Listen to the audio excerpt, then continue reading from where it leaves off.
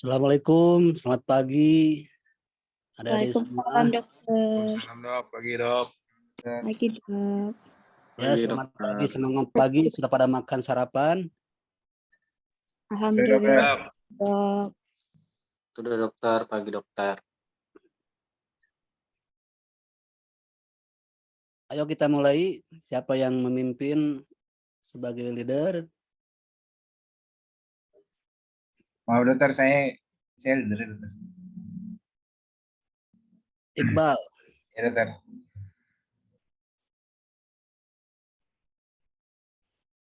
Kita awali dengan doa, Iqbal. Ya baik dokter. Ya teman-teman, sebelum kita memulai bimbingan hari ini, marilah kita berdoa menurut agama masing-masing. Berdoa dimulai.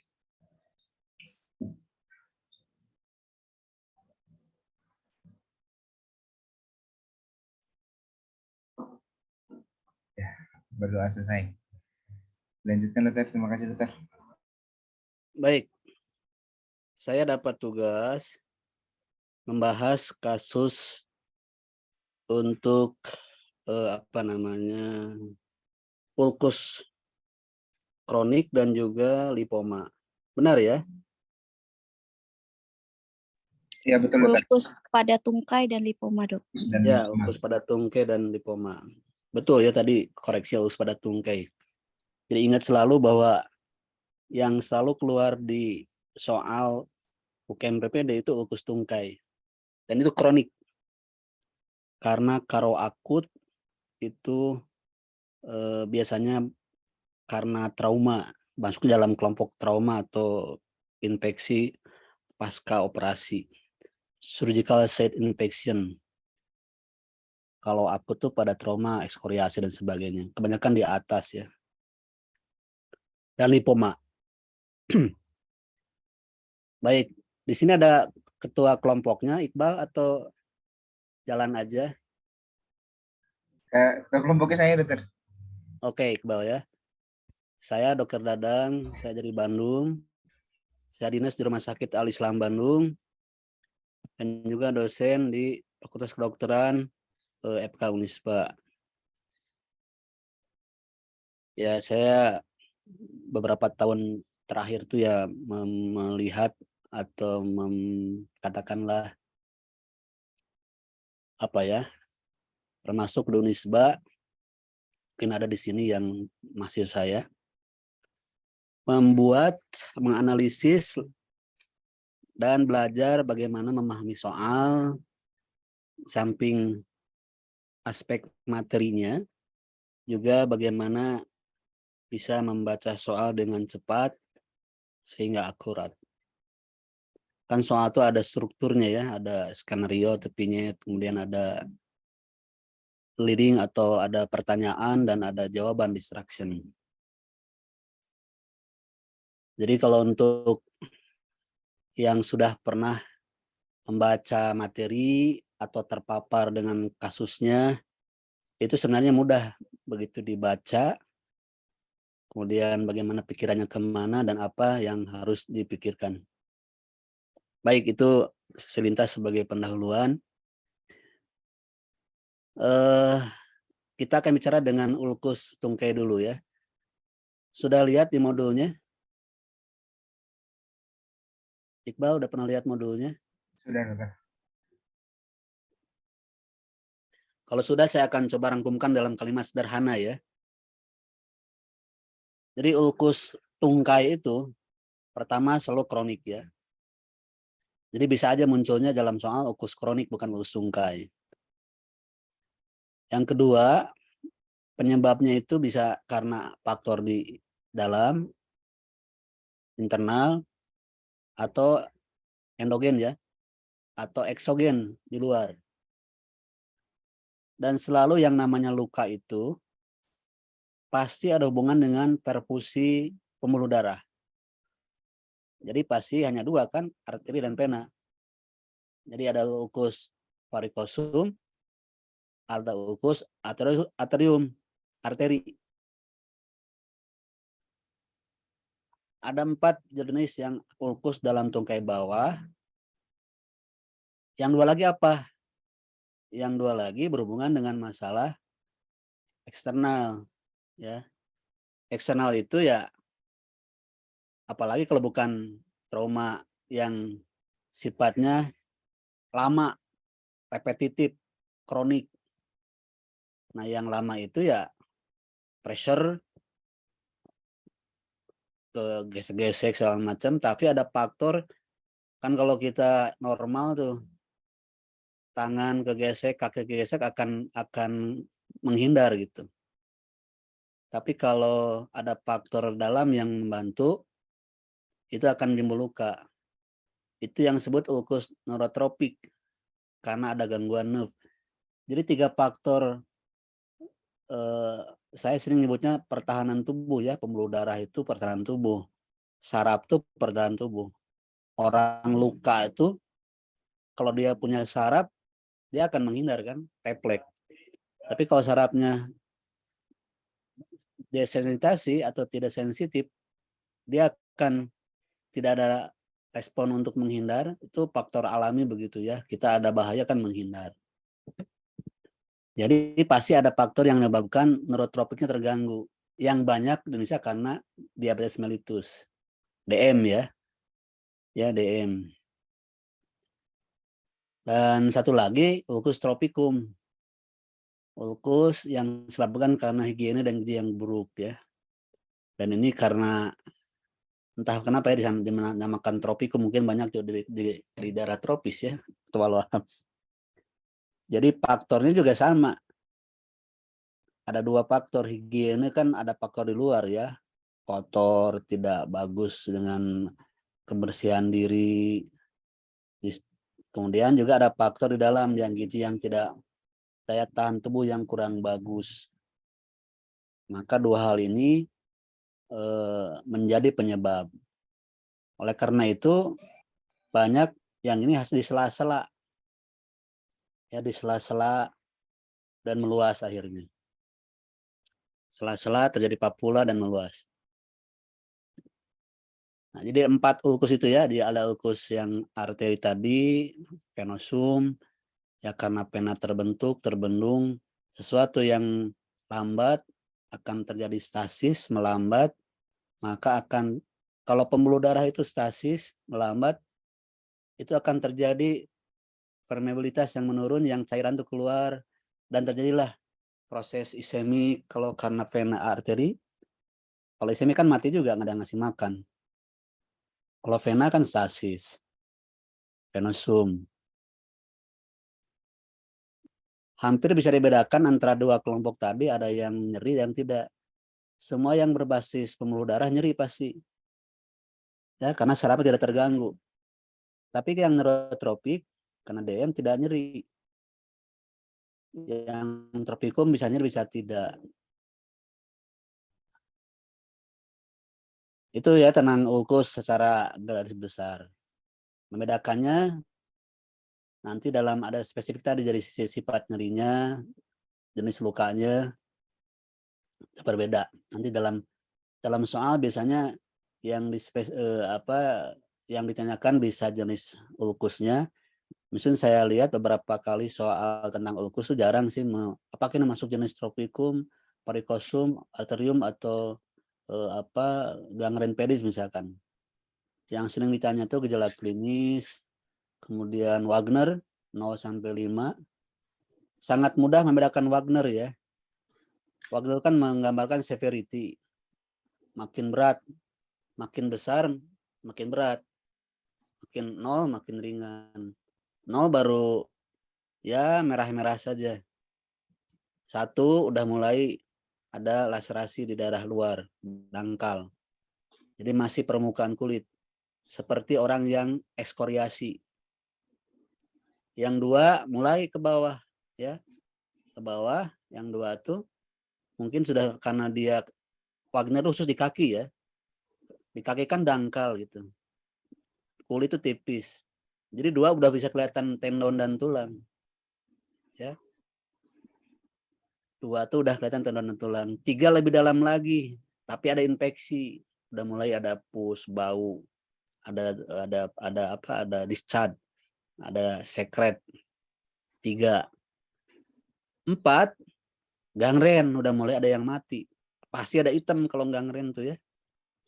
5 sudah hanya 1, ada 2, 3 dan sebagainya. Gitu ya, ngingetnya gitu. 0 permukaan merah aja kayak orang kena panas gitu. 1 udah ekskoriasi seperti dangkal, 2 sudah mulai kena ke dalam karena dia di kaki dangkal, maka dia udah kelihatan tulang dan tendon. Membedakan 2 dan 3, di 3 sudah mulai ada tanda-tanda discharge. Ciri-ciri discharge itu ada pus, ada cairan, itu menandakan bahwa dia sudah terjadi proses produksi. Produksi itu terjadi karena ada kuman yang bersemayam, yang menetap, yang paling sering adalah di tulang. Karena tulang tuh berongga-rongga secara struktur mikrostruktur dan bisa terjadi kematian tulang yang disebut sequester, maka itu akan menjadi pusat tempat rumahnya bakteri yang tidak bisa dijangkau dengan antibiotik atau dengan kadang-kadang kan di dalam. Jadi kalau udah kena tulang grade 3 Wagner itu akan lama biasanya. Disebut osteomyelitis. Di ortopedi ada semboyan sekali osteomyelitis tetap osteomyelitis. Maka kalau udah kena tulang osteomyelitis, sumber infeksinya harus diambil. Itulah yang disebut deberi demang. Ya. Nah, ini juga saya kaitkan dengan tadi. Treatmentnya itu ya tidak bisa hanya antibiotik, perawatan luka biasa. Jadi ada berbagai multifaktor. Ingat selalu bahwa yang namanya treatment di medical tidak pernah single. Apalagi muskuloskeletal. Ya, di samping dia ada terapi farmakologi, terapi komorbid, terapi juga komorbid penyebab penyakit yang ada ya. Terapi kausatif, infeksi dan sebagainya, kalau ada sumbatan dan sebagainya. Nah, ada lagi terapi yang sifatnya untuk membantu yang tadi disebut ya, mekanikal yang untuk membersihkan luka kanan ulkus. Namanya deberi demang. Demang. Caranya banyak. Ada yang cara dengan fisikal, dipotong, dibersihkan, dikuret, ada yang kimiawi dan sebagainya. Baru yang terakhir ya, yang tadi antibiotik itu harus berdasarkan kuman yang ditemukan. Tapi ada yang disebut terapi antibiotik yang sifatnya empirik. Empirik itu adalah pemberian antibiotik di fase awal berdasarkan teori atau pengalaman. Oh, kalau ulcus tropicum yang paling banyak ini. Oh, ulcus diabeticum kalau ada infeksi paling banyak ini, misalnya staphylococcus ya. Jadi kalau di tropicum misalkan bacillus, yang paling banyak bacillus fusiformis sama Borrelia vincenti. Yang lain tuh banyak staphylococcus. Kenapa? Wajar aja kan staphylococcus, streptococcus ada di kulit kita. Ya. Kalau ulkus yang sifatnya kronik yang sifatnya osteomyelitis pada anak misalkan banyak Haemophilus influenza sama Escherichia coli. Karena di anak itu banyak. Logikanya gitu aja. Jadi treatmentnya multimodality, di samping yang sifatnya suportif, farmakologik, dan juga terapi bedah, yaitu menghilangkan sumber infeksinya. Deberi demang itu tidak hanya mencuci, dia mengevakuasi pus sebanyak-banyaknya, mengevakuasi jaringan mati, karena jaringan nekrosis itu, baik tulang maupun jaringan lain, kalau tulang sebutnya sequester, itu akan menjadi tempat yang subur untuk bakteri. Jadi membersihkan itu, dan selalu dia sambil dicuci, dilusi, disemprot, dialirin cairan. Solution by dilution, ada istilah begitu. Solusi dengan dilusi. Logikanya, kalau kumannya ada 10, cairannya 10 kan 1:1. Kalau dia diencerin jadi 100 atau 1000 kan dia diencer. Kekuatannya akan menurun kan. Apalagi kalau irigasi ya. Irigasi dia akan mengalir dan bersih. Baru setelah itu perawatan luka. Perawatan luka banyak. Sekarang banyak perawatan luka modern. Yang prinsipnya kalau merawat luka itu menjaga moist. Menjaga kelembaban kulit. Perempuan kalau kulitnya kering mudah fissure, mudah lecet, terbuka, infeksi. Ya, kulit kering tuh kegores luka. Nah, moist itu adalah lembab. Jadi bahan-bahan yang sekarang beredar itu banyak yang lebih simple adalah menjaga moist. Apakah dia mengandung antibiotik atau tidak, itu soal lain, tergantung pemakaian tadi kan. Gimana zaman dulu? Zaman dulu ada juga moist, tapi masih primitif. Dia menggunakan kasa lembab. Kasa diperas sampai kering, jadi dia lembab. Kasa lembab itu punya kemampuan menyerap transudat atau eksudat yang ada di dalam luka. Karena eksudat itu kalau dalam luka, dia tersimpan lama akan mengganggu healing proses. Harus ingat bahwa luka itu secara alami akan sembuh. Ya, kalau dia tidak infeksi, dia akan sembuh sendiri. Nah, eksudat itu kalau produksi berlebihan mengganggu healing proses. Maka diciptakanlah tadi tekniknya. Dengan lembab, dia akan terjadi menarik cairan dari dalam dan menguap. Tapi kemampuan kasa sangat minimal. Jadi harus sering diganti, begitu basah ganti, basah ganti. Begitu dia cairannya banyak, maka proses luka akan melebar. Karena ada zat dalam eksudat yang proteolitik, bisa mengandung bakteri juga memperluas. Maka ciptakanlah alat yang bisa menyerap cairan lebih banyak, spong ya namanya ya, busa lah. Gitu. Jadi prinsip merawat luka itu menjaga moist, mengontrol eksudat dan bakteri. Nah, yang terakhir merangsang epitelisasi pinggir luka biar tumbuh. Yang modern juga banyak, ya. Belum tentu luka kronik itu harus perlu antibiotik sistemik oral atau injeksi. Kadang lokal bahkan tidak perlu. Dengan mengontrol eksudat saja, kemudian dia bisa menjaga moist, itu bisa tumbuh granulasi jaringan baru yang sehat, yang warnanya pink, kemudian terjadilah epitelisasi. Apalagi dan jangan lupa dengan kontrol gizi ya, gizi yang baik. Jadi warna kulit bisa menggambarkan nekrotik kan hitam, kemudian dia agak basah namanya sludge, kemudian terjadi warna kuning atau kehijauan, ada eksudat cairan warna kuning, bisa warna purulen kayak alpukat gitu berbau. Nah yang sehat tuh warna merah bahkan sampai ke pink, kalau pink udah mulai tinggal granulasi.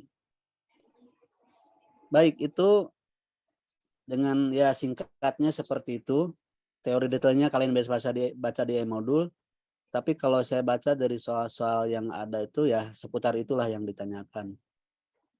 Tapi kalau teori secara lengkap, bagaimana penyebab, prosesnya, kemudian gejala yang khas ya, ada yang disebut klaudo intermittent itu khas pena ya.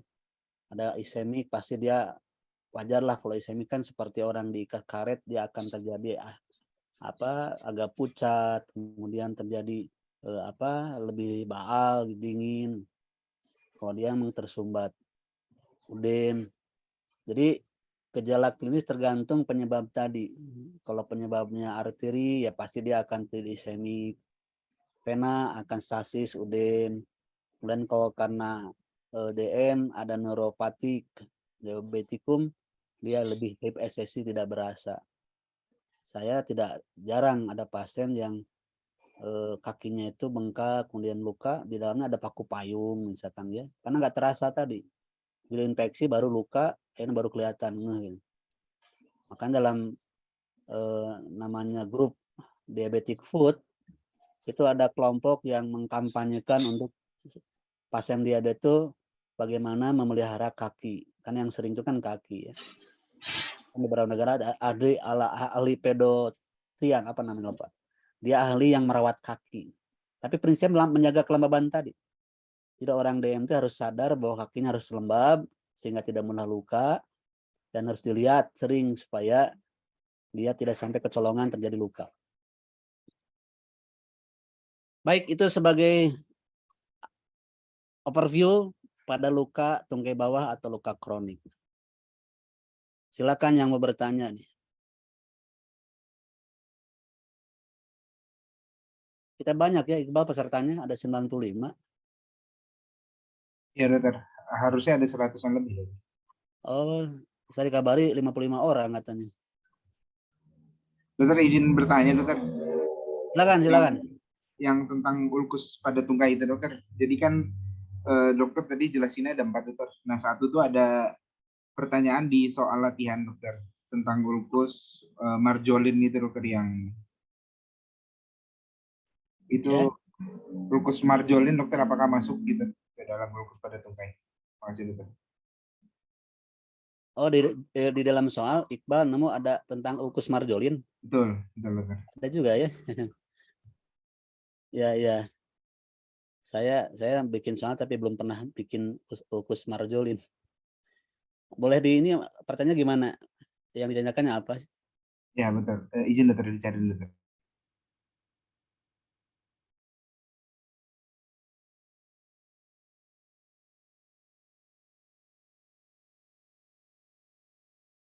Bacakan aja.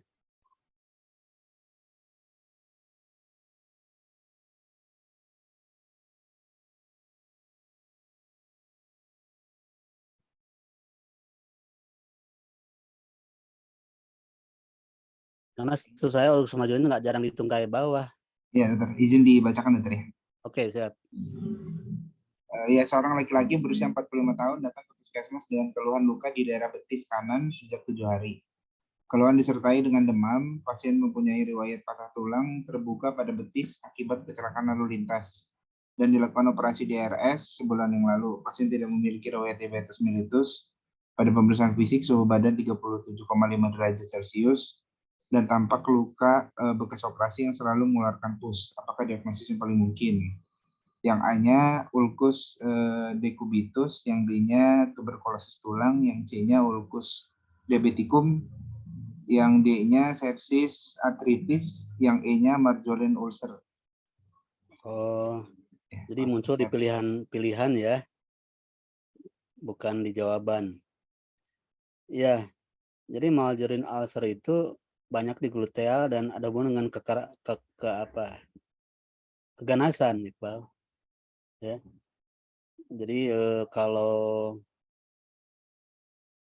apa di situ ya ulkus yang sifatnya awalnya kan dia karena pos operasi, kemudian dia jadi kronik, bisa sih kalau itu seperti itu.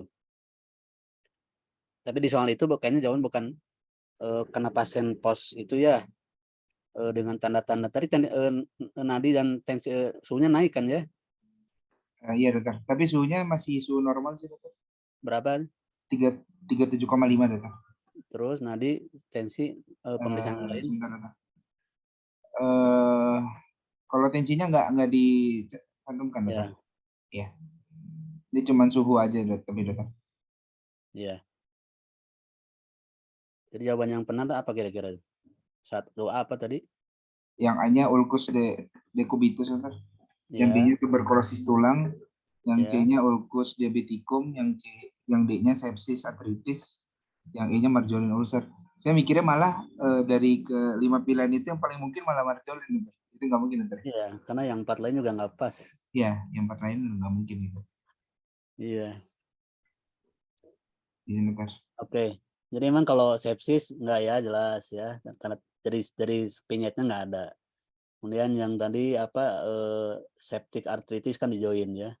Kemudian tadi diabetikum tidak di skenario juga nggak ngembar ke situ. Kemudian tadi ada lagi jawaban apa TBC ya? TBC itu di sendi biasanya ya, di sendi dan nggak pernah di betis. Jadi yang mungkin ya ke arah situ meskipun datanya tidak lengkap. Ulkus marjolin itu banyak hubungan dengan keganasan, mungkin aja karena operasinya tidak tahu, dan itu di mana pada keganasan kanker squamosa biasanya, karsinoma squamosa, atau juga ada di ulkus karena kusta. Jadi memang kalau soal itu kita melihat dari yang ada tuh yang paling mungkin menurut skenario. Sepakat Iqbal itu jawabannya. Terima kasih Tapi dokter. ulkus merindo ulkus yang bisa penyebab itu bisa kronik gitu. Nah, kroniknya itu kenapa apa? Lebih ke arah gangguan pembuluh darah di situ. Kan keganasan terjadi impairment pada arteri dan vena gitu.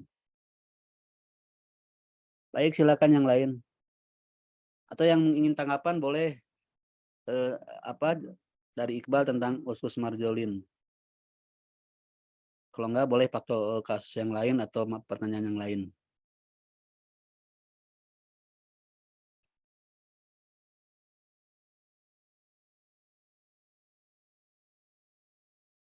Mbak di Bandung di mana? Jakarta atau Izin dokter, saya di Bandung dokter. oh di Bandung. Baik dokter.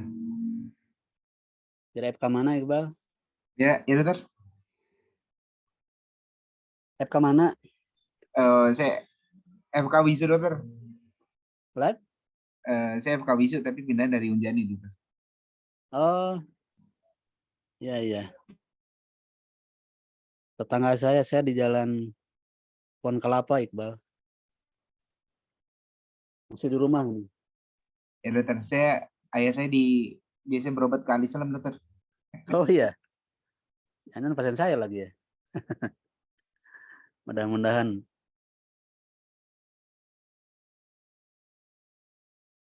Baik, kalau nggak ada kita boleh bahas soal. Silakan ada yang punya soalnya. Kita satu soal akan kita urai. Boleh di-share, saya sih nggak pegang sih. Di kuliah ada nggak di saya nggak tahu nih, belum saya buka kalau soalnya. Ada nih latihan 3 muskuloskeletal.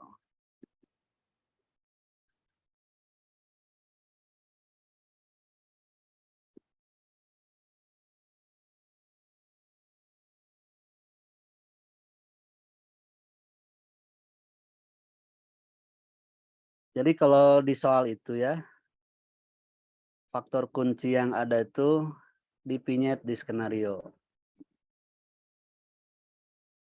Sebenarnya suatu berulang ya. Berulang, pola vignette-nya sama. Ya, pola skenario sama. Ada apa istilahnya informasi umum tentang pasien, laki, perempuan, usia. Kemudian ada biasa memasukkan tanda-tanda khusus. Misalkan di sistem selekal yang pertama nih ada di latihan. Seorang laki-laki 40 tahun datang ke poliklinik dengan keluhan benjolan di punggung. Oh ini malah bukan ke ulkus ya, atau nanti aja ya. Ini yang kedua lipoma kayaknya. Pada pemeriksaan fisik sebulan yang lalu ya, pada pemeriksaan fisik dapat benjolan berukuran 4 cm yang tumbuh lambat. Nah ini 4 cm lambat itu udah sign ya. Kalau 4 cm kan di bawah 6 cm masih boleh dilakukan oleh dalam SKDI oleh dokter umum. Lambat, mobile, tidak ada nyeri, lunak, terabat di anak kulit dan otot. Kulitnya sama, bukan keganasan. Apakah terapi non farmakologi yang tepat? Apa nih kira-kira? Eksesi, ekstirpasi, aspirasi, insisi, enukleasi. Ekstirpasi dokter. Karena limfoma dokter. Ya, ini kan lipoma nih ya. Jelas ini ya, lunak di bawah kulit dan otot, mobile, jaringan sekitarnya normal 4 cm di punggung ya. Lipoma itu berada di daerah yang ada otot dan pasti ada lemak di situ. Kalau kita operasi lipoma itu sangat simpel. Di insisi ditekan aja dia akan keluar gitu. Loncat kadang-kadang karena dia terpisah di sekitarnya. Ya. Jadi diekstirpasi jawabannya betul.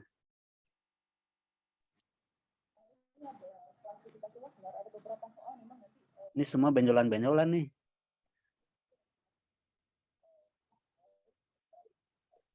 Oh, nomor 3 nih. 40 tahun datang ke poliklinik dengan RS dengan keluhan luka pada kaki kiri. Luka tidak pernah sembuh dan berbau. Ini kaki sudah jadi kas. Oh, kaki apa tuh kayak bawah nih.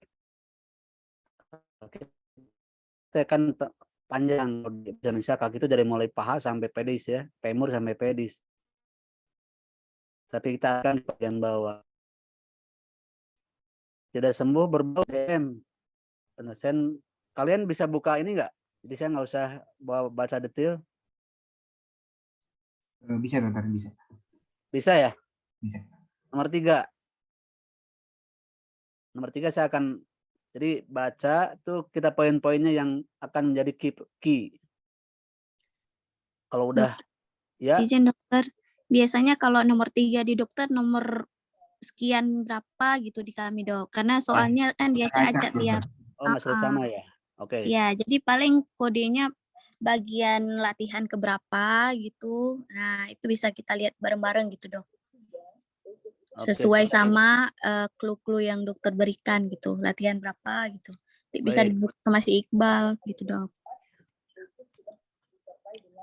Di sini sistem skeletal 1, sistem skeletal 2. Mungkin Iqbal share saja mungkin dokter bisa.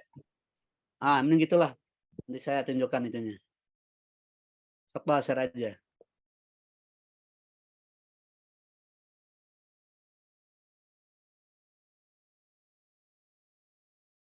Kita ke yang luka aja ya. Nah ini ya perempuan. Jadi di sini kita bisa langsung 40 tahun. Udah berpikir 40 tahun tuh kan problemnya kalau bisa apa aja nih. Tapi begitu dia mengeluarkan luka pada kaki kiri, maka harus terpikir orang 40 tahun perempuan kaki kiri tidak sembuh-sembuh berbau, ada kencing manis. Udah nih. Ini adalah masuk ulkus kronik. Jadi yang lainnya melengkapi. Muka kaki kiri, bengkak kemerahan dengan ulkus 5 cm, nekrotik, ada pus berbau. Jadi dia luka kronik infeksi DM. Maka hubungan dengan neuropati kan. Yang paling tepat, apa tata laksananya? Debridement dokter.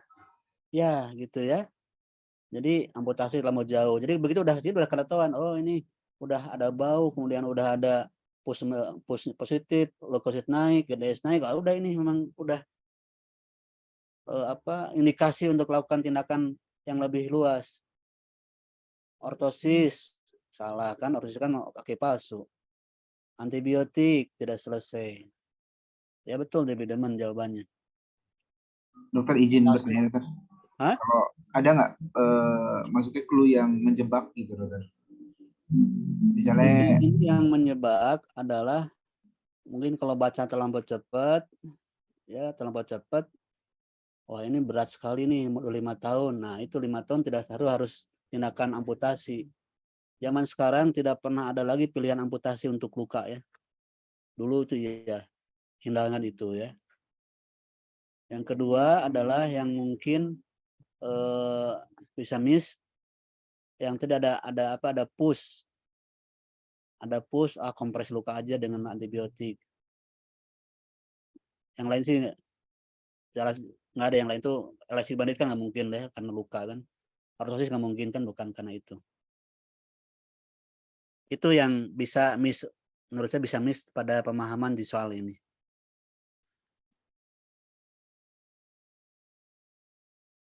Ya kalau ada clue pasien kencing manis, itu pasti penelaksanaannya tidak boleh amputasi, dia harus dilakukan tadi ya, menghilangkan sumber infeksi. Kalau dia sudah ada naik leukosit, ada nanah ya debridement. Kalau nggak ada nanahnya, nggak ada pus, leukositnya masih 8.000. Nah boleh tuh kompres luka dengan antibiotik. Meskipun kurang tepat ya, karena antibiotiknya kan tidak perlu mungkin pencegahan masih bisa. Ya, elastic bandage kalau dia ringan-ringan saja. Itu maksudnya ada elastic bandage yang sifatnya tidak tepat juga ya. Ada yang sebut ini stocking net. Itu yang untuk kasus vein varikosus itu ada ortosis, ada alat bantu yang bisa membantu pumping efek pada perjalanan vena supaya dia lancar. Tapi jauh di sini nggak ada. Ada pertanyaan lagi?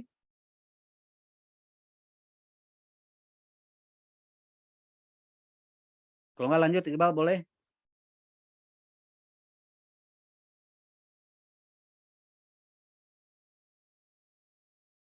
Laki-laki berapa tahun, benjolan tadi yang tadi ya, ini ya.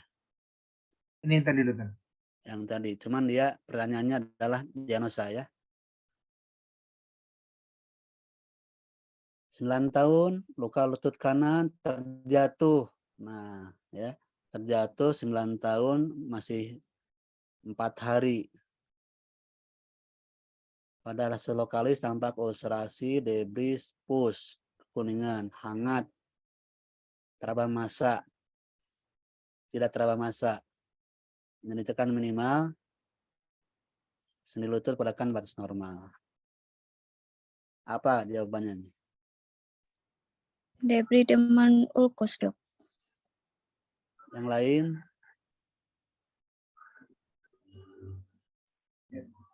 Debridement ulkus, Dok. Oke, iya. Ya. Kenapa debridement? Dia kan tidak masuk, ya Terput. ada pusnya, harus ada debrisnya. Itu udah, kalau yang debris sudah langsung debridement gitu ya. Debridement luka ulkus di daerah itu bukan di OK tapi ya di UGD atau di klinik bisa. Ingat tadi yang sebutkan bahwa penataan ulkus itu evakuasi, hilangkan sumber infeksi. Ini ada debris sumber infeksi, pus sumber infeksi. Maka di situ yang paling mungkin adalah debridement ya. Yang eksipasi kan berarti diangkat, apa yang diangkat kurang tepat. Drainase kan sudah abses, nggak ada tanda-tanda itu, tidak teraba massa. Nekrotomi bagian dari debridement. Antibiotik oral, nah ini nggak boleh ya. Lalu kalau namanya luka, yang paling penting itu adalah localize-nya. Kecuali ada tanda-tanda sistemik, maka boleh kita lakukan berpikir lebih luas. Lanjut.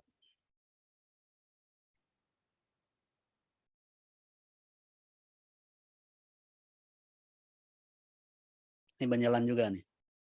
Apa kita baca dulu tentang lipoma gitu? Biar sekalian. Ya boleh dokter. Karena ada materi juga lipoma dokter. Lipoma itu simpel ya, tadi saya sebutkan. Udah baca materi tentang lipoma? Ada kan di ini ya, di ini ya.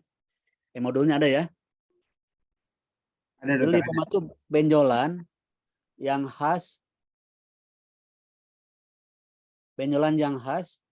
yang ada di area di dalam tubuh yang dia harus ada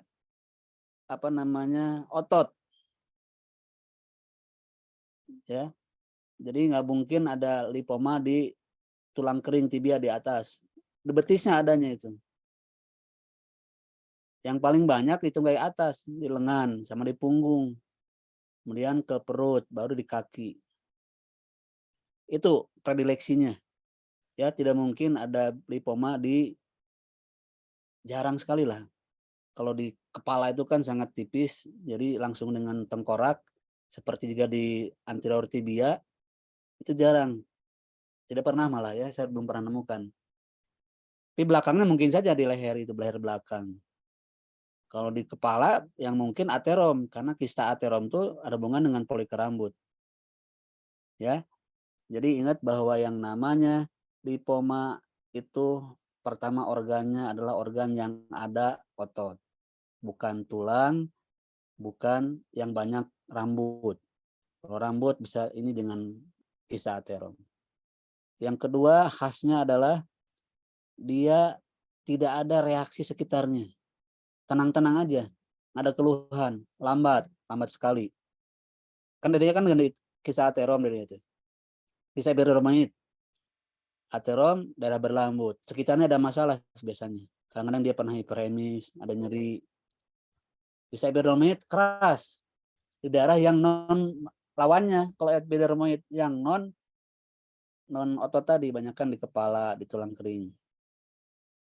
Mobile, ya mobile dan tidak berkapsel, lunak, seperti mudah digoyangkan. Tadi saya bilang bahwa begitu diinsisi sampai subkutis, tekan dia akan loncat keluar, saking mobilenya gitu. Itu saja simpelnya, ya simpelnya seperti itu. Jadi kalau kayak ini nih, soal yang ini ya, 32 tahun, ada benjolan di pundak kanan, terabas 1 tahun, lama kan, tidak nyeri, nanti cluenya 1 tahun, Pertama, pundak kanan kan daerah predileksi. 1 tahun berarti lama, tidak nyeri.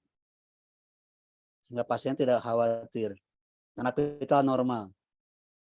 5x5, padat kenyal, batas tegas, lipoma ya. Kalau 6 cm ke atas harus dirujuk. Cluenya itu 6 cm ke atas, ada di daerah yang berbahaya, dekat arteri misalkan di leher, ada gejala neurologis, hipersensitif atau jadi dia hipoestesi, itu rujuk karena kita nggak tahu ya. Itu cluenya itu. Ini lipoma jelas ya, 1 tahun tidak nyeri. Lipoma. Ya, kalau kamu pernah pegang pasti akan lupa. Terus lagi, Bel? Dokter, kalau saya mau nanya dokter, kalau bedanya sama liposarkoma kan yang ganas dokter. Ya, liposarkoma itu akan lebih luas itunya. Berarti Dan dia ya tidak pernah kecil.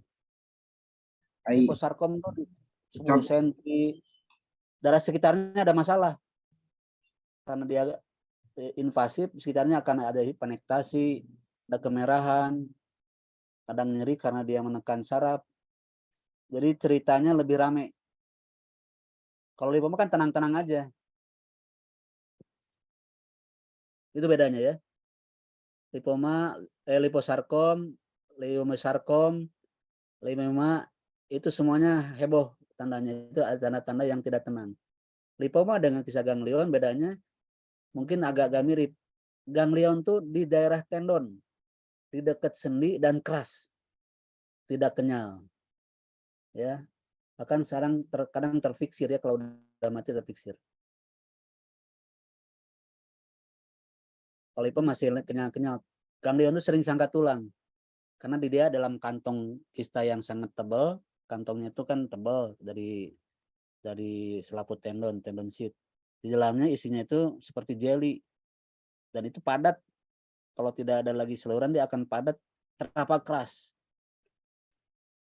Tapi dia di daerah persendian yang ada ligamen dan tendon. Tidak pernah ada ganglion di betis, di perut, di punggung. Banyak kan di tangan dan kaki. Di tangan pun jarang, di siku, di elbow. Banyak kan di wrist joint sampai di tangan ini. Kaki juga sama, dari ankle ke bawah. Ya. Baik. Masih lanjut?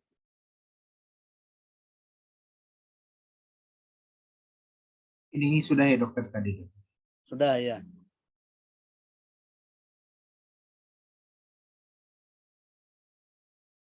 (57). Ini udah ada cluenya. Nyeri dan dingin. Ujung jempol kaki. Sebelumnya pasien pernah terkena paku di kaki kanan dan luka yang berbau dan tidak sembuh sampai sekarang. Ya, ini jelasnya. Diabetes. Kompos mentis 80, tinggi badan 65. Jadi kadang kalau kita langsung loncat bisa aja nih. Oh, ini udah diabetes, ada kena paku. Oh, udah ini pasti satu yang infeksi yang sudah lama. Tampak pucat, teraba hangat, nyeri tekan, non-fitting ödem. Luka jempol kaki kanan. Lemah. Ini udah ke arah diabetes semua nih. Ya. Ini banyak cluenya nih. Nggak mungkin salah. Ulkus diabetes. Ya. Jawabannya itu ya. Ya dokter. 8. Pok apa nih jawabannya? Diberi demen dokter.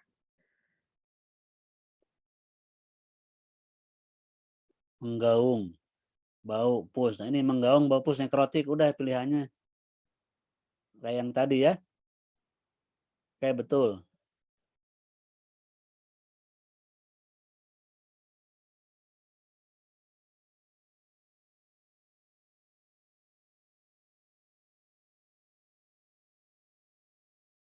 Ini cluenya tidak sembuh-sembuh 1 bulan yang lalu. Perokok. Nah, udah kalau perokok udah bikinnya kemana? Burger disease, dok. Apa? Burger disease. Burger, betul. Meskipun ada pengacau penjara PDN gitu ya. Ya, clue yang berikutnya hitam, nekrosis, kebiruan itu khas ya. Dan CRT lambat. Sini jawabannya apa? C, Dok. Yang C, dokter. Oh iya ada Kan tulis ya. ada clue pun dari kaki kedua dan ketiga sebagai Iya juga ya. Ini soalnya distraksi kurang pas nih karena udah sebutan 2 ketiga di sana, harusnya nggak ada ya kalimat itu.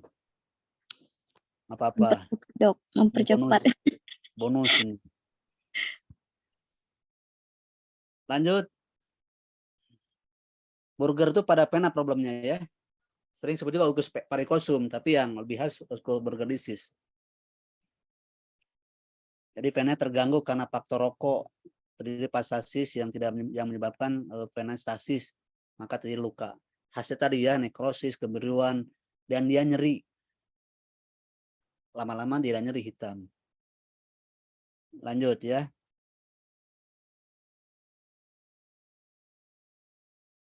Ini silakan siapa yang tahu jawabannya 45 tahun. Ini sudah, dokter, yang tadi saya Udah tanya. itu ya. Tadi udah ya. Marjorin. Ya marjolin ya. Ini salah masuk kayaknya ya. Meskipun nggak salah-salah amat. Masuk kronik sih. 4 tahun.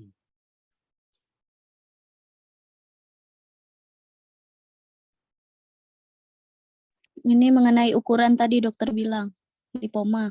Ya. Kalau Di di bawah atas dari 5 6 baru curiga keganasan, di bawah 6 lipoma aja. lipoma. Ya, clue-nya tadi ya lambat, tidak nyeri, paling pegel lah gitu ya. Kadang-kadang Iya, nyeri tapi dengan ya kenyal di bawah 6 cm, di bawah kulit, mobile. ya. Ciri khas itu Dokter, ya. saya mau nanya dokter. Ya, Kan kadang-kadang ada soal itu nggak dibuat eksterpasi, kadang-kadang eksisi. Bermacam-macam pembuat soal itu kadang-kadang kan sesuai yang kayak diinginkan kan dok. Kadang-kadang yang betul. jawabannya untuk lipoma itu eksisi ada, kadang-kadang ada eksterpasi. Jadi jika nanti misalnya di ujian post-test kita ada keluar soal yang mengenai lipoma dok, kita pilih eksisi atau eksterpasi ya dok? Kalau ada menurut eksirpasi. Kalau nggak ada Oh, eksisi. KW-nya oke. eksisi lah. Oke, makasih ya dok, Kalau eksirpasi kan dipotong dan ekstirpasi diangkat. diangkat. Kalau eksisi itu dia disayat Berat. semuanya seperti kelapus. Kamu pernah lihat mata ikan? Pernah dok? Nah, itu kan dieksisi namanya. Iya diangkat Dipotong, semua. seolah motong diangkat semua. Kalau ekstirpasi dia dipotong, diangkat, Dikeluarkan. keluarkan. Jadi kalau di dalam soal itu ada eksisi, ada ekstirpasi, pilih ekstirpasi. Oke Kalau dokter, nggak ada, terima eksisi kasih. aja. Ya. Terus, Mbak?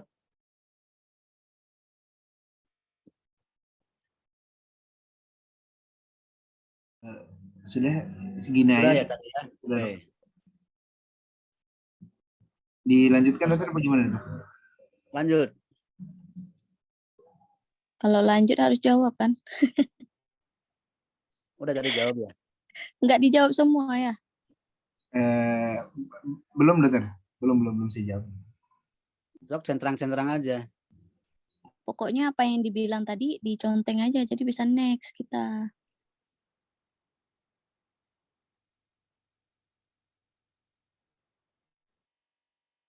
Nasila di mana posisi? Nasa posisi di rumah dok, lagi online. Maksudnya tempat, bukan di Oh. Jakarta, Bandung. Medan dokter. Oh, kita juga ada Sumatera ya? Saya kira orang Iya. Jawa aja.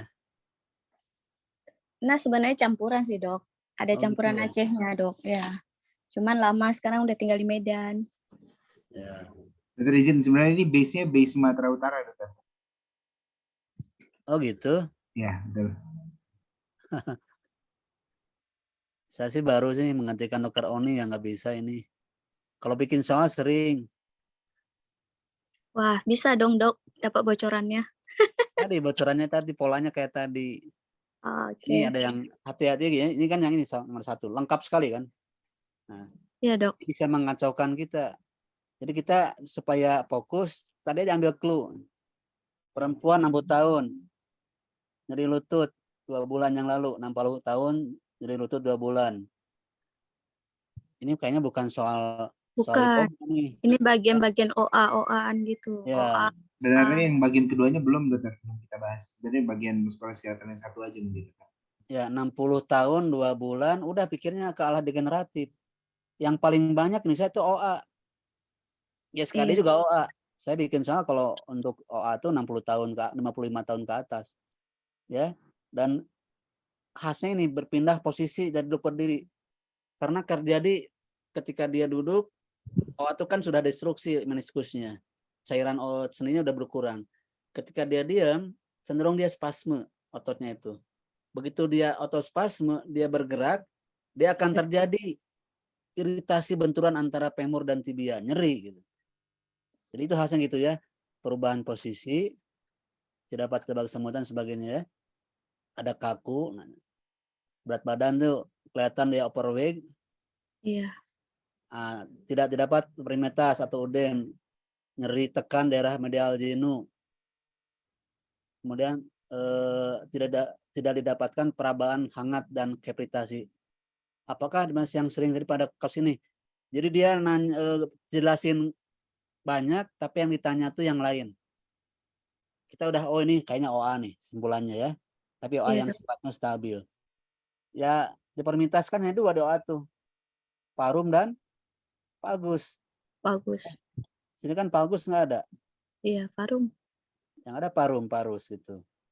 Jadi ini soal yang sepertinya banyak tapi menjebak sebenarnya.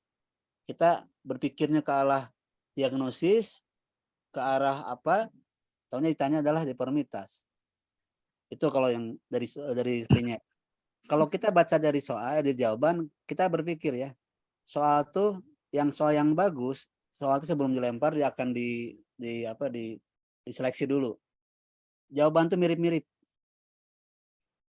ya. Jadi kalau misalnya parus dengan generokurvatum masih satu ini. Tapi kalau apa ini runion, kontraktur, hyperextension of the knee itu akan kelihatan tidak similar gitu. Nah, di antara ini misalkan ya, ini analisisnya ya. Ini aja kalau lihat dari 5 ini, generokurvatum kan tahu dia ke belakang. Reunion tidak ada hubungan dengan OA. Kontraktur genu nggak ada hubungan dengan OA. Hipertensi dekap ini termasuk yang jarang pada OA ya, hiperekstensi. Jadi yang 4 tuh semirip, yang 5 yang 1 genoparus tidak. Bisa begitu. Kalau kalian suntuk membaca soal, ini apa ya? Nah, lihat di jawabannya. Ini cara nembak yang benar. Ini ajaran ilmu sesat nih. Apa jawabannya ya gitu. Cari di antara jawaban tuh yang beda gitu. Bisa begitu. Tapi itu adalah jalan keluar kalau kalian sudah suntuk. Yang paling bagus tetap tadi dia menganalisis soal ya. Itu ilmu saya yang kadang-kadang kalau ada soal yang kurang bagus bisa ditebak dari itu. Tapi kalau soal bagus, 5-5-nya tuh distraksinya mirip-mirip gitu. Misalkan ini ya, apa misalnya tadi parus pagus, kemudian ada kita mungkin karena bicara deformitas, kan udem termasuk bagian deformitas, bisa aja udem atau pattern dislocation misalkan ya. Ini kan pilihnya kan yang tepat tadi parus valgus, hanya 2 yang ada, parus valgus. Recurvatum jangan, itu pada kelainan yang sifatnya anak-anak bawaan. Itu ya. Boleh Bal, lanjut Bal.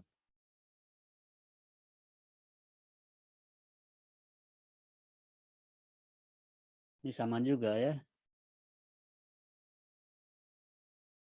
Ini khas 68, krepitasi, ruang gerak. Nah, ini OA semua nih. Begitu OA, kemarin yang leadingnya ada apakah latihan fisik yang sesuai? Ya, pada OA itu bagaimana dia memfungsikan struktur di sekitar sendinya, dia mampu menahan beban lutut, beban pada sendi. Ya. maka antara strengthening kan di sini. Strengthening isometrik ya dok. Isotonik, isokinetik. Isometrik. Iya, C. iya udah tahu lah. Kita fokus ke lipom sama itu dulu Pak. Ada di bawah atau lewat-lewat aja? Gini dok, latihan-latihan ini kalau nggak kita jawab, nggak lewat dok. Oh gitu. Nggak bisa kita buka dok. Coba lihat ke bawahnya apa, Bal. Lanjut. Ini Bisa saya ya? harus kerjain yang duanya dulu, Dokter. Paling Ya oke. lipoma sama Selesai ini dua kayaknya udah. di muskuloskeletal satunya di sini, Dok. Satu aja yang tadi. Udah Iya, semuanya di betul. situ satu. Iya. Sudah dibahas tadi. Dokter, Ya. bisa ini nggak dok? Diperjelas lagi mengenai ulkus di tungkai itu dok. Rasanya kayak kurang menguasai gitu dok. Takutnya nanti ada soal. Suka terbalik-balik dok. Kalau Ya. lipoma kan nggak lumayan inilah. Ya. Apa yang Paham. kira-kira Nas belum serap.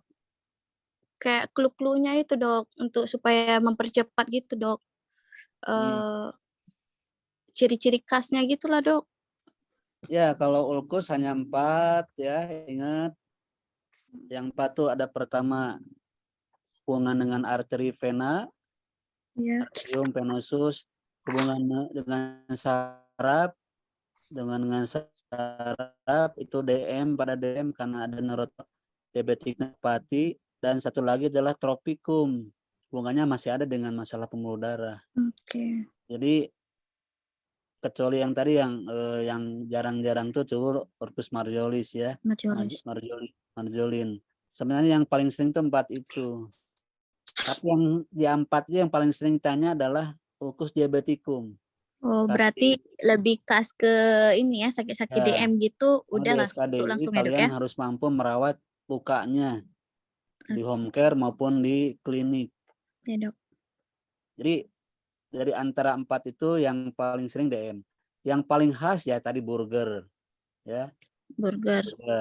Laki-laki yang merokok, Ada kehitaman. hubungan dengan merokok, ada claudio intermittent, nyeri pada saat pergerakan diam dulu. Ya. Nah, semua treatment itu menghilangkan sumber infeksi. Jangan terjebak langsung antibiotik. Iya dok. Ya, jadi kalau dalam pilihan tuh ada yang sifatnya menghilangkan sumber, debridement, bersihkan luka, nekrotomi, itu adalah menghilangkan sumber infeksi. Oke. Nah, yang kedua itu kalau ada tanda-tanda infeksi. Kalau di dalam itu tidak ada tanda infeksi, treatmentnya adalah menjaga pertumbuhan kulit supaya baik, menjaga moist tadi. Menjaga moist kan bisa dengan krim pelembab, kasab lembab, dan seterusnya ya. Ya dok.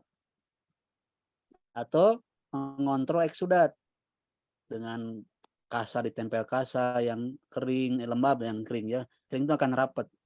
Kalau lembab itu dia akan ada faktor yang menguranginya. Jadi menjaga, mengontrol eksudat, menjaga moist, itu kalau tidak ada infeksi. Yang lain yang sering ditanyakan, faktor yang sifatnya mensupport gizi, ya, imobilisasi, perbaiki komorbid, karena tadi saya bilang banyak di diabetes. Jadi kalau ternyata itu nggak ada, ya bisa pertanyaannya selesai penyebab komorbidnya diabetes atau tadi yang rokok atau apa namanya stasis karena yang stasis saya ya, kadang-kadang muncul. Jadi kadang-kadang ditanya tentang penyebab komorbidnya yang selesaikan. Burger ya rokoknya. DM kontrol kadar gula. Atau kalau dia nggak ada luka, ketika ada hiperemis, rawat kaki supaya dijaga moist dan sebagainya gitu. Dan Dokter, begitu. Mengenai antibiotik yang kita berikan, antibiotik metro ya dok? Metro. Tidak selalu ya. Enggak. Tidak selalu. Jadi antibiotik hanya diberikan kalau ada tanda-tanda sistemik, demam, leukosit naik, tanda-tanda lokal ada infeksi yang produktif, ada pus, ada hiperemis, tanda inflamasi yang akut. Kan luka tuh kronik tapi bisa akut on kronik gitu. Jadi dia ada akutnya, maka dia perlu antibiotik. Antibiotik yang muncul, dua pilihan yang sering muncul adalah gram negatif, aerob, anaerob. Nah, kalau yang sudah mengarah pada anaerob, itu pasti di soalnya ada tanda-tanda yang akan jadi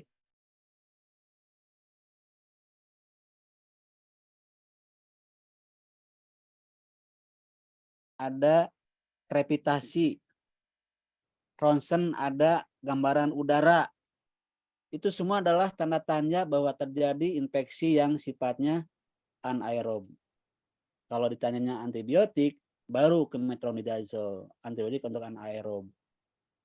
Kalau tidak ada tanda dalam skenario, tapi tanya antibiotik apa yang cocok?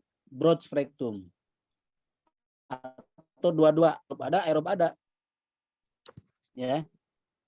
Tapi jarang sih kalau sampai ke situ. Jadi kalau ke obat tuh hanya dua tadi, anaerob, aerob. Anaerob banyak Clostridium. Aerob kebanyakan Staphylococcus, Streptococcus. Ya, jadi kalau sudah ngomong anaerob pasti muncul metronidazole. Kalau ngomong tentang aerob, aerob muncul Staphylococcus. Staphylococcus kan banyak tuh. Cepetaksim, Cepixim, Capulana. Tapi yang standar dalam buku yang harus kalian paham karena background-nya di Puskesmas adalah penisilin.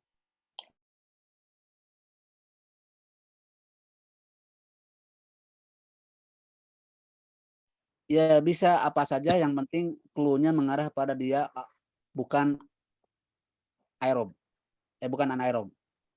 Jadi nggak ada tanda-tanda krepitasi, tanda-tanda udara, tidak ada Clostridium. Udah pasti dia kalau nanya antibiotik ke arah antibiotik aerob. Yang paling banyak sering muncul adalah penisilin ya. Karena itu basicnya gitu. Yang paling banyak ditemukan pusat penisilin. Gampang. Gitu ya, clue-nya gitu. Jadi banyak diabetes, kemudian kalau pengobatan tadi saya sebutkan tanda-tandanya dan sebagainya. Kalau saya lihat soal banyak kan sih memang masalah pembersihan luka, karena itu masuk SKD tipe 4A. Kalian harus melakukan debedaman lokal di puskesmas atau di klinik. Karena kalau wah ini rujuk aja, belum tentu dia datang. Begitu ada zat-zat yang bisa menyebabkan tadi eksudat, jaringan nekrotik, jaringan mati ya. Kemudian ada hiperemis atau ada satu sludge atau jaringan yang mati, tidak dilakukan, pada itu adalah kewajiban bagi dokter, itu akan disalahkan. Karena itu masuk kompetensi gitu. Makanya disering tanyakan itu ke arah bagaimana skill, paham nggak bahwa kalau ini harus dilakukan sendiri, jangan mengandalkan pada dokter spesialis. Oke, paham Mas? Paham dok, alhamdulillah. Makasih ya dok. Lanjut Bal, apa lagi?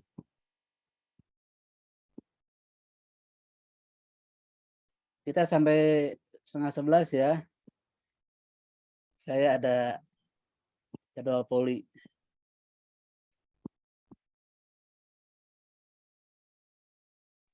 Dokter, Ya. kira-kira nanti postes nggak jauh-jauh dengan bimbingan kita kan dok? Saya nggak Materi. tahu. Yang bikin soal kan AIP. Oh ya. Kalian boleh nanya nanti ke saya. Iya. Icas, catat Bal. 08123. Tunggu dok, saya mau catat.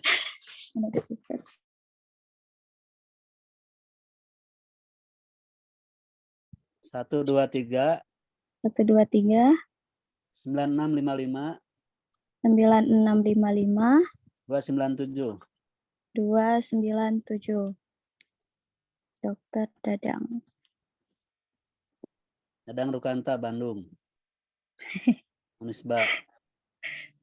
Itu Premi Mengkol ya itu? Enggak ada, enggak. Kalau saya nggak ada waktu saya jawab. Tapi baiknya di WA, jangan telepon ya. Karena saya sekarang operasi, kadang apa. Jadi kalau di WA saya selalu buka sedapat mungkin jawab segera. Iya, Dok. Makasih ya, Dok. Di Bandung tuh stopannya lama-lama, jadi bisa jawab WA, jawab SMS. 5 menit, 7 menit, bisa 7 SMS dijawab. Oh. Gratis, boleh. Gratis, tidak pungut biaya. Ayo segera. Biaya pulsa aja. Bayar sendiri, bayar dewe ya pulsanya. Ya, Dok. Berarti ini nggak ada WA-nya.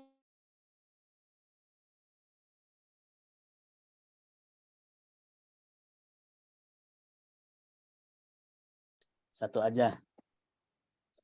Ya, Dok. Lanjut, Bal. Masih?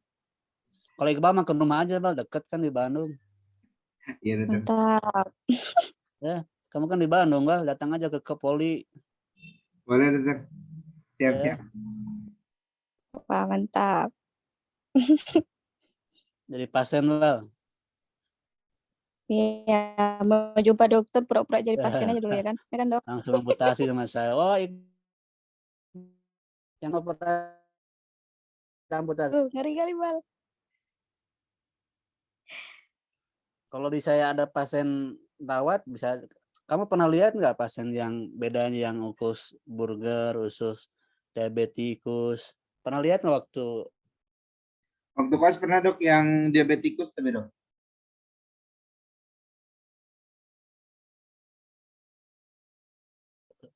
boleh kalau ada kasus diatiroid? Hah?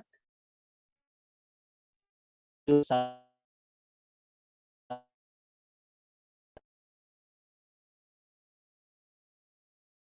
yang lengkap gitu. Boleh kalau ingin penasaran, ingin lihat. Dok, ada burger nggak? Saya ingin lihat. Boleh, Langsung dokter, boleh. ya. Hah? Boleh. Ya kalau di belakang punggung saya boleh aja kan, pasien nggak tahu.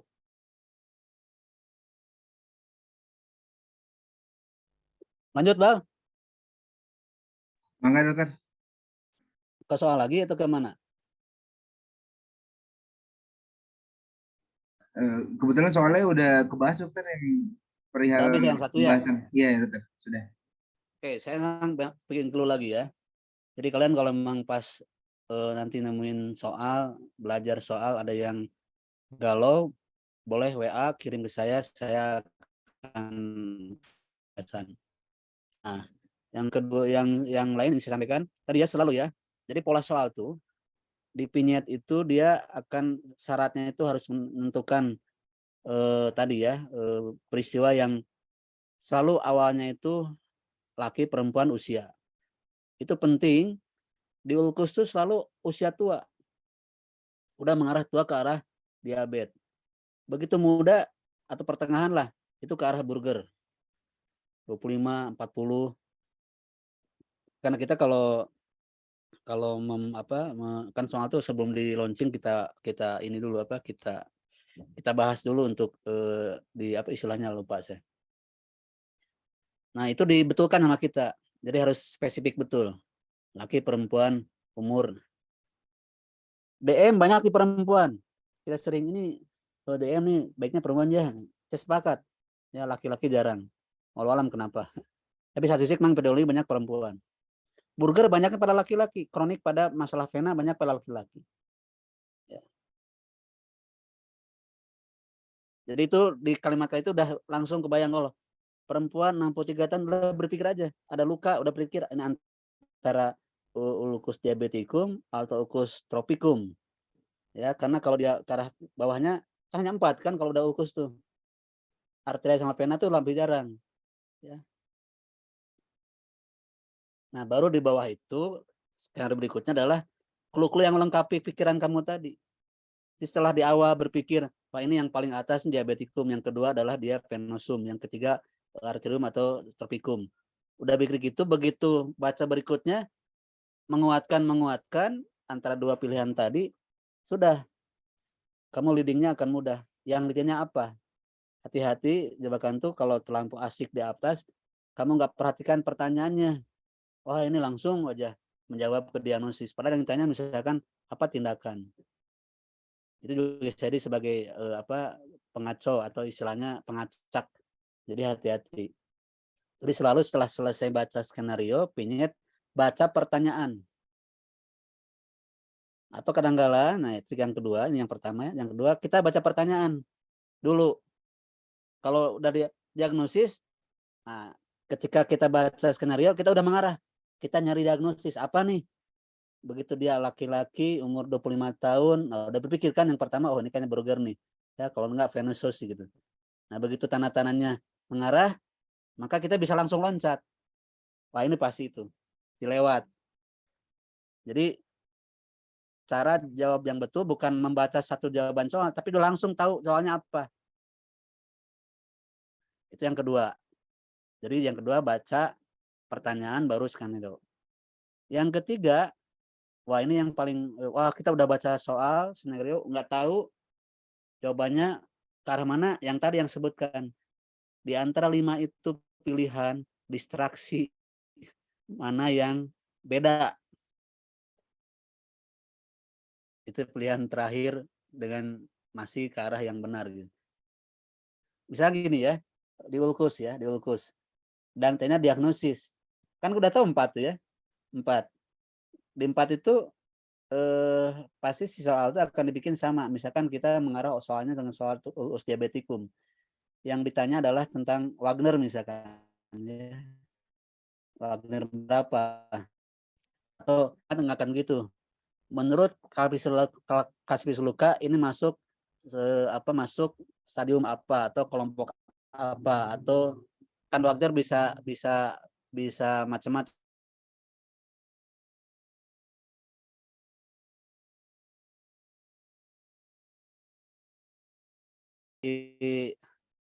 Akan dibilang bukan sebagai langsung ini Wagner berapa akan begitu biasanya terlampau jelas, tapi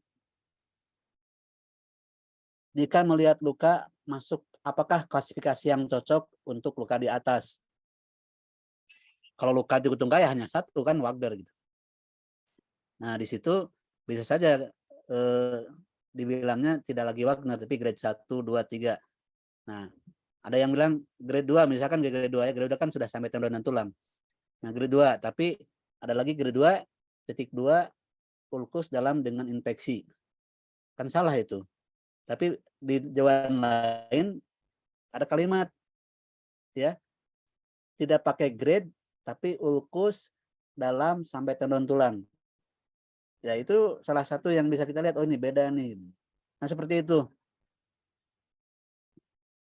Tapi kalau udah ngomong klasifikasi kan di dulu kan nggak ada lagi yang lain kan hanya Wagner. Dan Wagner udah saya jelasin dari yang 0 yang hanya merah-merah saja masih utuh kulit sampai dia banyak lukanya. Tidak di satu jari, luas di seluruh kaki, 5. Mudah diingat juga gitu, seperti itu. Itu ya. Jadi yang paling bagus baca soal karena kalian sudah bisa memprediksi, maka langsung tahu. Sehingga pada saat dia membaca skenario lain hanya menguatkan, baca pertanyaan langsung tahu soal. Bukan baca satu-satu. Yang kedua, begitu ada soal baca pertanyaan. Kalau saya sering mengarahkan yang ini. Tahu dulu apa yang ditanyakan, baru baca skenario atau vignette. Oh tahu, di situ akan kebayang, langsung tanggung jawaban. Kalau udah gitu jangan lagi dibaca satu-satu, karena akan mengganggu. Kayaknya ini betul nih, kan ini betul. Jadi lebih langsung aja ke jawab. Oh nih, maksudnya adalah tadi ulcus decubitus. Oh ini Brugger disease. Nah, yang ketiga baca lengkap. Ini yang ya diambil satu-satu di antara 5 ini mana yang karakternya aneh gitu atau berbeda. Kalau nggak bisa ya sudah. Zaman saya kuliah kalau nggak bisa yang ketiga itu ya udah nembak aja. Tapi dulu mah nggak ada sisi minus itu. Salah nggak masalah. Ini juga nggak ada ya. Iya, Tapi jangan contoh ya. Yang bagus tuh yang 3 tadi. Nggak boleh contoh nembak. Sekarang nggak zamannya lah. Saya dulu nggak ada bimbingan gini. Jadi emang masih mungkin zaman saya tahun 80-an tuh nembak gitu. Sekarang mah jangan ya. Kalau nanti yang 3 nggak ini nggak mudeng juga, udah tanya ke saya aja, WA aja. Baik, ada lagi tanyakan, silakan.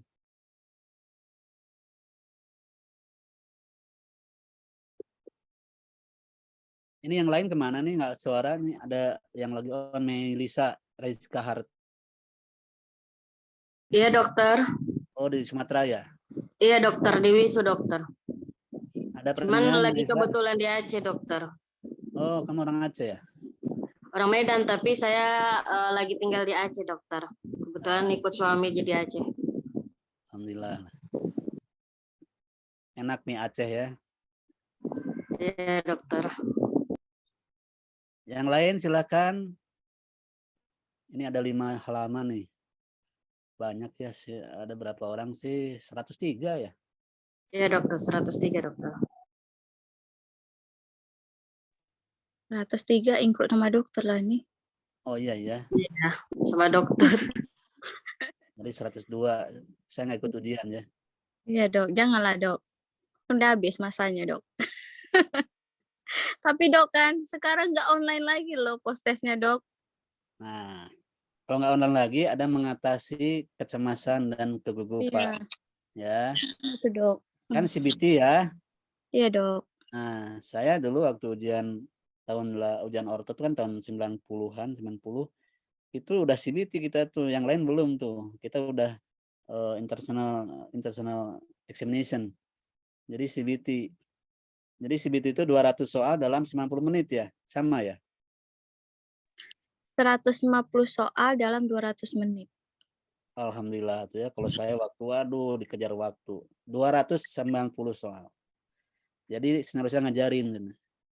Kamu karena soal itu diputar-putar yang beda skenario, begitu baca kalimat pertama dia mau soalnya dari mana, bisa dari yang sudah disiapkan, dari yang lama, atau itu kami tidak pengertian baru sama sekali. Kita modifikasi aja karena patternnya, template-nya sudah ada. Jadi kalau kalian sering baca soal, maka bisa loncat kayak tadi. Karena saya kan 90 menit untuk 200 soal. Tapi kalau kalian kan alhamdulillah kalau 150 200 satu soal 1 menit lebih ya. 1 menit lebih. Bahkan 1 menit lah. Lebih. Jadi kalau 1 menit itu cukup waktu untuk tenang. Jadi pikirkan dulu. Ketika mau CBT tidak boleh gugup. Tahu bahwa saya punya waktu yang sangat panjang, 60 detik satu soal. Yang kedua, baca soal itu tadi ada 3 cara. Baca dari pertama, kemudian baca pertanyaan. Kalau langsung cari yang pas, mana yang cukup itu sebenarnya. Kalau enggak boleh baca satu-satu. Atau saya mau coba baca yang cara kedua, baca pertanyaan baru baca skenario. Dengan 1 menit baca soal, ambil bahasa itu masih cukup waktu lebih. Ya. Yang penting jangan terburu-buru.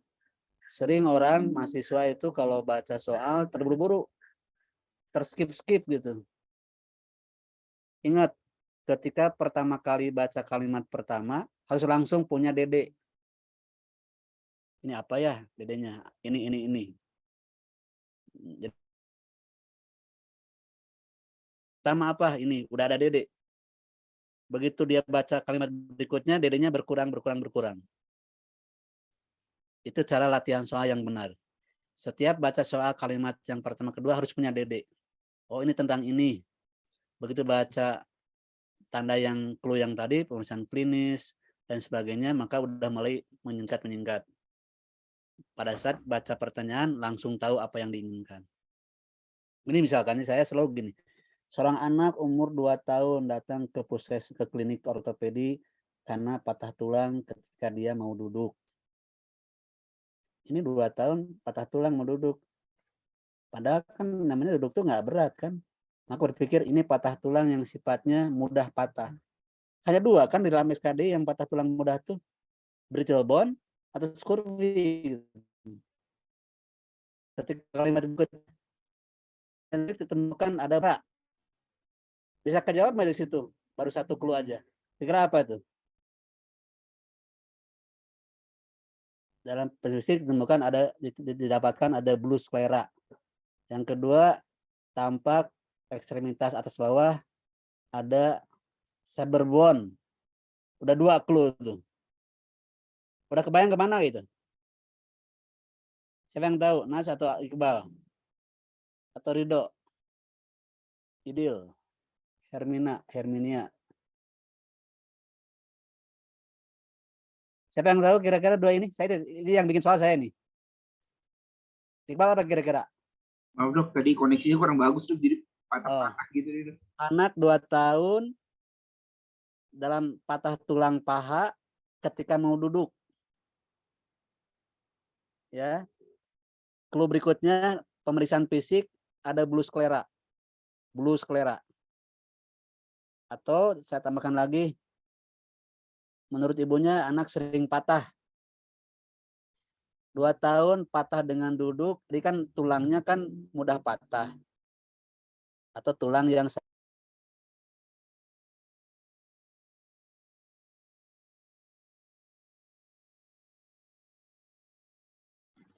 scurvy. Mohon maaf dokter, izin menjawab dokter. Apa coba Anissa? Osteogenesis imperfecta dokter. Itu kan udah tahu kan?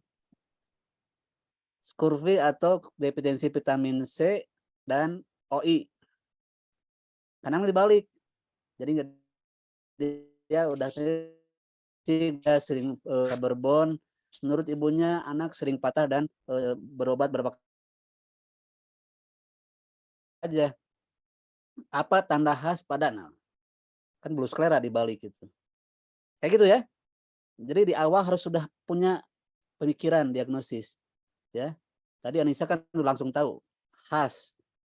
Tapi kalau saya bilang ada anak 16 tahun dia patah tulang ketika dia main bola. Lain kan? Tadi dia hanya duduk. Main bola kan ada force. 16 tahun main bola. Tapi bukan kecelakaan tertabrak. Kalau tertabrak kan open fracture, close fracture. Artinya ada faktor yang menyebabkan dia patah tulang yang sifatnya dia bukan tenaga yang sangat besar. Usia 16 tahun. Pekerjaan fisik dia anemis, kurus. Di dalam paha ditemukan ada benjolan. Udah mulai nih. Terabak keras. Sekitarnya ada penektasi. Ya. Kemudian hangat boleh. X-ray-nya ada reaksi periosteal. Ini ke arah mana nih?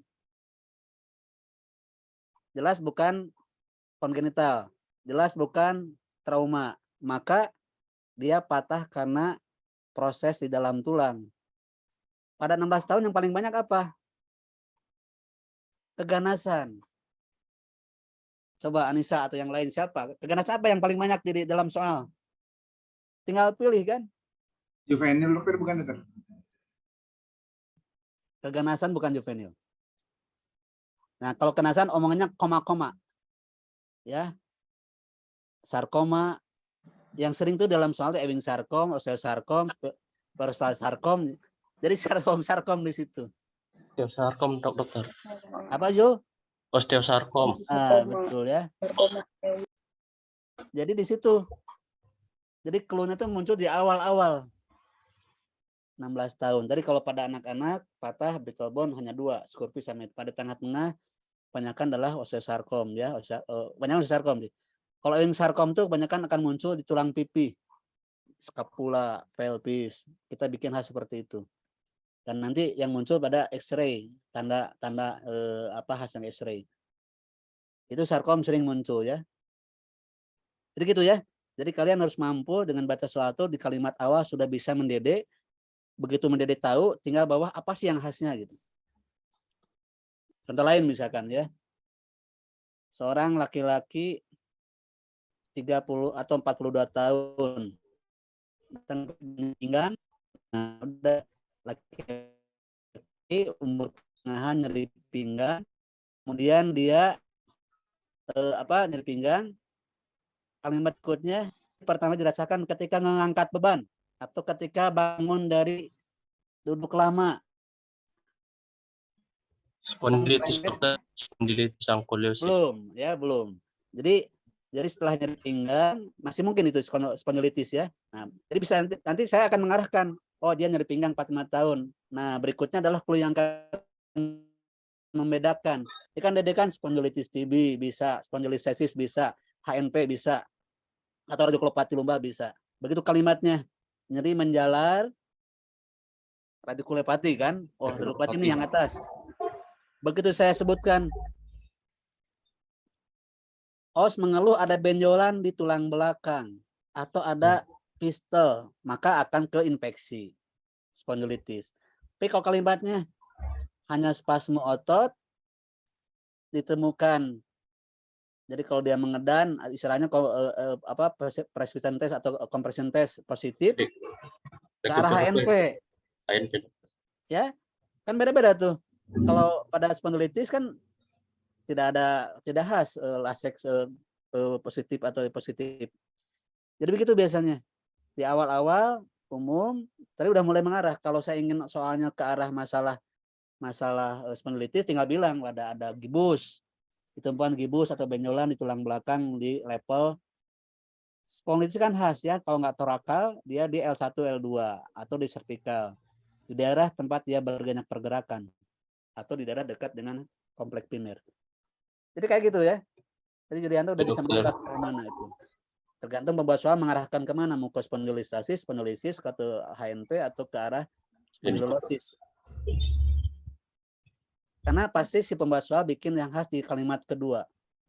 Kalau dia umurnya misalkan 60 tahun, kemudian pergerakannya jadi kaku, udah pikirannya kan ke ankylosing spondylosis, spondylitis itu. Kalau pergerakannya stiffness aja, X-ray scoliosis, spondyloarthrosis.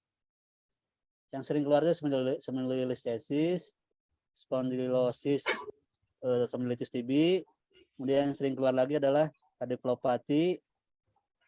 Atau kalau spondylitis ditanya, ada apa di dalam X-ray? Apa tanda khas pada spondylosis pada X-ray? Ada displacement kan pada diskus atau korpus vertebra, pergeseran dan seterusnya. Kayak gitu ya? Ya dokter. Ya, sudah mulai bisa nih. Jadi ingat kalimat pertama tuh kalian harus punya DD. Kalau nggak punya DD, kalimat kedua. Kalau dua kalimat belum punya DD, nah ada problem nih. Ya, kenapa saya nggak bisa? Karena kalimat berikutnya itu akan mengarahkan pada specific sign and symptom.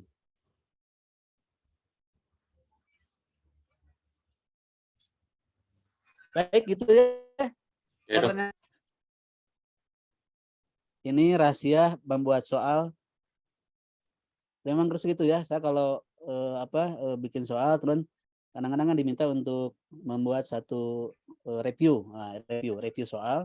Itu harus begitu. Kalian pertama itu, kedua, ketiga, di tengah itu harus ada clue yang membuat gambaran ke itu, baru pertanyaan. Kalau ya kadang-kadang ada sih soal yang lolos yang memang kurang bagus, tapi jarang lah. Selalu harus si mahasiswa harus begitu baca kalimat pertama kedua harus punya DD. Baca terakhir dengan ini. Bahkan kadang kalau udah pinter kalian bisa aja pertama udah tahu, kita cari yang positifnya aja. Wah, saya takutnya bingung. Boleh aja begitu. Tapi dengan waktu yang tadi yang cukup banyak, jangan khawatir ya. Secara umum tidak akan mungkin kekurangan waktu kalau membaca lengkap, bahkan berpikir. Tapi syaratnya sejak awal harus sudah berpikir, tidak sekadar membaca. Sejak awal sudah berpikir apa DD soal ini, apa tanda khasnya, dicari seperti itu. Gimana dok? Kita belajar kan banyak. Kalau lihat modul tuh udah dibikin yang spesifik. Kalau baca teks itu mungkin terlalu banyak. Ya. Bahkan di modul pun bisa dibikin, kamu diringkas lagi. Misalkan tadi ulkus, spesifiknya apa? Kayak Polipom kan jelas kan, dibikin ringkasan supaya kamu pada saat belajar cepat, cuman tahu, oh ini ulkus, maka yang spesifiknya ini. Jadi kalau baca lengkapnya ada di modul, punya salinan untuk tadi ya, karena karakter soal itu pasti menunjukkan hal-hal yang spesifik untuk membuat pembaca soal langsung berpikir ke arah yang benar. Tinggal nanti pertanyaannya ke arah diagnosis, ke arah manajemen. Kalau levelnya 4A pasti akan ke arah manajemen. levelnya hanya 1-2 ke arah pengetahuan saja. Silakan. Berarti Ya. Dok, untuk retaker nih di modul ini udah bahan-bahan pilihan lah ya Dok, yang harus Ya. itu aja kita fokuskan ya Dok. Betul. Jadi kalau kamu baca soal yang di luar itu harus lebih selektif. Kalau di sini udah diseleksi, udah direview yang memang sesuai dengan karakter soal yang dikeluarkan AIP. Oke, terima kasih Dok. Minimal kan nggak terlalu banyak pusing kan Dok, lebih Ya, fokuskan betul, ke Nas. ilmunya gitu Dok. Betul. Kalau udah di retaker kita fokus aja ke hal yang lebih spesifik dan lebih jelas. Iya Dok. Mohon doanya ya Dok. Oh, siap. Insya Allah. Kalau tidak ada Iqbal, kita akhiri aja boleh? Boleh. Ya. Sudah, Dokter. Berikutnya boleh WA ya. Iya Dok. Mudah-mudahan kalian bisa diberikan ketenangan, dimudahkan belajar. Karena di dalam ada doanya ya. Ya Muslim kan Robbi jidni ilman warzuqni fahman. Ya Allah, tambahilah ilmu dan mudahkanlah pemahamanku. Jadi ada kalimat warzuqni fahman. Diberikan pemahaman, siapapun boleh yang muslim maupun yang non muslim, diberikan kemudahan, kepemahaman dan ketenangan sehingga ujian nanti bisa selesai seperti yang kalian harapkan. Amin Dok. Amin, Allahumma amin. Mau nanya Terima kasih Dok. banyak dokter. Iya Dok. Menurut angka kelulusan Mau semangat dokter. Nggak Terima tahu kasih lulusannya banyak, berapa Dokter. sekarang sih, nggak tahu. Sehat selalu Dok. Sama-sama. belum ada update Dok ya. Silakan WA ya. Dok. Udah Pak? Iqbal. Ya, Dokter. Sudah, Dokter. Ya kamu yang nutup, kamu yang buka. Oh iya. Ini tuh nutupnya gimana, Dokter? Tutup Bukan, aja, ya. tutup lah Kamu pakai kan moderator bahasa ya teman-teman. Terima kasih. drama. Ya, teman-teman terima kasih Drama gitu loh. atas kerjasamanya. Mudah-mudahan ilmunya bisa diterima dengan baik dan bisa dijawab. Amin. Amin ya Allah. Tetap semangat ya. Iya dokter. Dokter. Baik. Dokter. Dokter. Assalamualaikum. Kalau ada kisi-kisi bisa dibagi dok. Waalaikumsalam warahmatullahi Ya. wabarakatuh. WA aja ya. Salam. Oke dok. Dokter. Dokter. Assalamualaikum.